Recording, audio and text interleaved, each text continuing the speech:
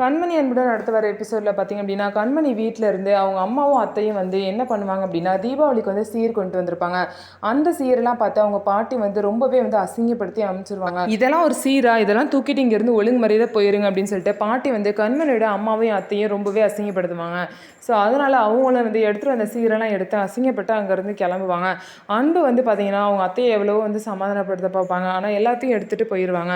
So பார்த்தீங்கன்னா, இதனால கண்மணியும் ரொம்ப கஷ்டப்படுவாங்க. கண்மணியும் அவங்க அம்மாவையும் அத்தையும் வந்து இருங்கம்மா இருங்கம்மான்னு சொல்லுவாங்க. ஆனால் இவ்வளோ தூரம் அசிங்கப்பட்டதுக்கப்புறம் நாங்கள் எப்படி இருக்குதுன்னு சொல்லிட்டு அவங்க அந்த இடத்த விட்டு கிளம்பிடுவாங்க.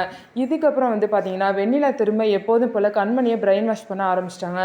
பாத்தியா, உன் குடும்பத்துக்கு இந்த ஃபேமிலியில் மரியாதையே இல்லை, பாட்டி எப்படியா நடத்துகிறாங்க பாத்தியா, இப்படி இருக்கும்போது இந்த குடும்பத்தில் நீ எதுக்கு கண்மணி வாழணும்? அது மட்டும் இல்லாமல் அன்பு வந்து உனக்கு ஏதாவது சப்போர்ட் பண்ணி பேசுகிறாரா அப்படின்னு சொல்லிட்டு கேட்குறாங்க.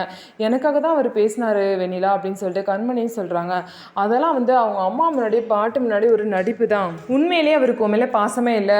நானாக இருந்தால் என் தாலி கட்டினதுக்கு பதில் சொல்லிடான்னு சொல்லிட்டு அவரை சட்டையை பிடிச்சி கேட்டிருப்பேன் அப்படின்னு சொல்லிட்டு கண்மணியை ஏற்றி விடுற மாதிரியே பார்த்தீங்கன்னா வெண்ணிலா வந்து பேசுகிறாங்க. வெண்ணிலா என்ன பேசினாலும் கண்மணி பார்த்தீங்க அப்படின்னா அன்பு மேலே வச்சிருக்க நம்பிக்கை போகாத மாதிரியே தான் பேசுவாங்க. நம்ம வீடியோ உங்களுக்கு பிடிச்சிருந்தா நம்ம வீடியோவை லைக் பண்ணிக்கோங்க. மறக்காமல் நம்மளோட சேனலை சப்ஸ்கிரைப் பண்ணிவிட்டு பாருங்கள்.